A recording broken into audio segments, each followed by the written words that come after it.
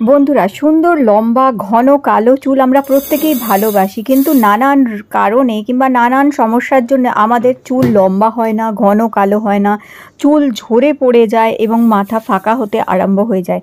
উপরন্তু সাদা পাকা চুলও একটা বড় সমস্যা। আজকে যে উপায়টা বলে দিচ্ছি, এই মেথি দিয়ে দুর্দান্ত একটি উপায় বলে দিচ্ছি। এটি মাত্র 3 দিন ব্যবহার করলে দেখবে চুল পড়া বন্ধ হয়ে যাবে, চুলের গোছ হবে, চুল লম্বা ঘন কালো আর সুন্দর হবে আবার থেকে। হ্যাঁ বন্ধুরা, মেথির ঠিক এই উপায়টি অসম্ভব সুন্দরভাবে চুলকে কিন্তু আবার থেকে লম্বা ঘন আর কালো করে দেবে, চুল ঝরা পড়া বন্ধ করে দিয়ে আবার নতুন চুলও গজাতে সাহায্য করবে। এই যে এখন গরমকাল, এখন গরম পড়ছে, ভ্যাপসা গরমে ঘামে রোদে আমাদের চুলও কিন্তু ক্ষতি হয়, চুলের গোড়া দুর্বল হয়ে যায় এবং চুল ঝরতে পড়তে আরম্ভ হয়ে যায়, মাথায় উকুন হয়ে যাওয়া, মাথায় খুশকি কিংবা ইনফেকশন হয়ে যাওয়া।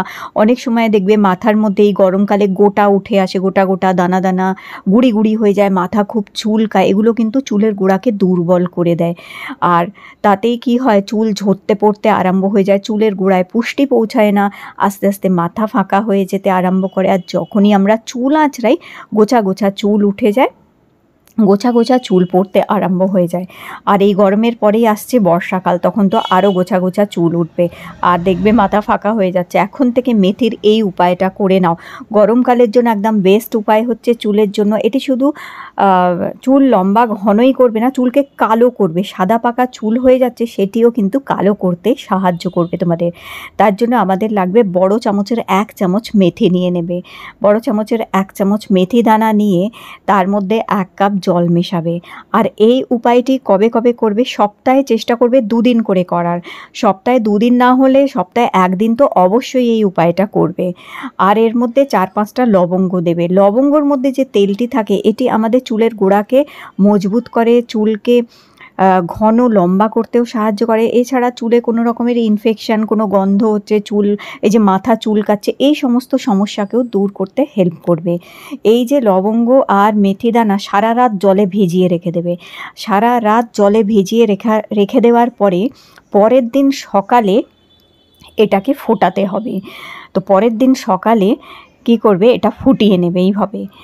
পরের দিন সকালে এটা ফুটিয়ে নেবার পরে কিছুক্ষণ ফোটাবে, তবে তার আগে অবশ্যই চেষ্টা করো সারা রাত ভিজিয়ে রাখার। যদি সারা রাত সম্ভব না হয়, অন্তত সকালে ভিজিয়ে নিয়ে অন্তত 4-5 ঘন্টাও যদি ভিজিয়ে রাখো তাতেও কিন্তু হবে। এবার কি করবে, কিছুটা একটা বাটিতে নিয়ে নেবে, এইভাবে কিছুটা একটা বাটিতে নিয়ে বাকিটা রেখে দেবে আর সম্পূর্ণ ঠান্ডা করে নেবে এটাকে নিয়ে। এবার এইটা দিয়ে আগে একটা হেয়ার টনিক আমাদের তৈরি করে নিতে হবে।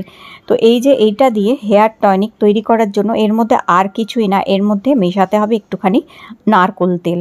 তো ওই অল্প 1/2 চামচ নারকোল তেল মিশিয়ে এটাকে ভালো করে মিক্স করে নেবে। আর ভালো করে মিক্স করে নেওয়ার পরে যেটা করতে হবে, এটাকে একটা কৌটোয় ভরে রেখে দেবে।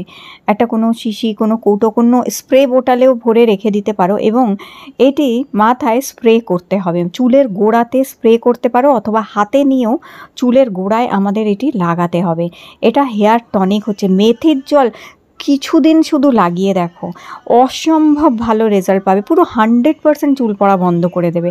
শুধু এইভাবে নিয়ে আর দেখো, এইভাবে চুলের গোড়ায় খুব ভালো করে লাগাবে। এবং এটা তোমরা যে কোনো সময় দিনে লাগাতে পারো। স্নানের আগে লাগিয়ে নাও, 1/2 ঘন্টা 1 ঘন্টা আগে চুলের গোড়ায় সম্পূর্ণ চুলে ভালো করে লাগিয়ে নিতে পারো, অথবা রাতে ঘুমানোর আগে চুলের গোড়ায় এটি লাগিয়ে নিতে পারো, অথবা দিনের যে কোনো সময় এটি অ্যাজ আ হেয়ার টনিক হিসেবে চুলে তোমাদের ব্যবহার করতে হবে। অন্তত দিনে 1 বার করে রোজ এটা লাগাবে এইভাবে। যদি সময় না হয় অন্তত সপ্তাহে 2-3 দিন তো অবশ্যই ব্যবহার করো।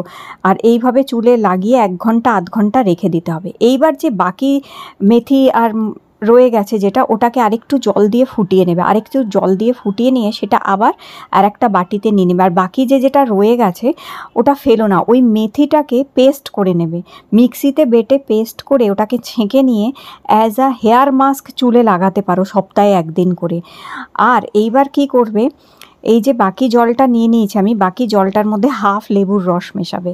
1/2 লেবুর রস মিশিয়ে নিয়ে এইভাবে এই লেবুর রস মেশালে কি হবে, এই গরমকালে চুলে একটা চিটচিটে ভাব থাকে, চটচটে ভাব এসে যায়, ঘেমো গন্ধ হয়, চুলের গোড়া দুর্বল হয়, মাথায় খুশকি হয়ে যাওয়া কিংবা মাথায় অন্যান্য সমস্যা যে হয়ে যায় সেগুলো দূর করবে এই লেবুর রস মেথির সাথে মিশিয়ে।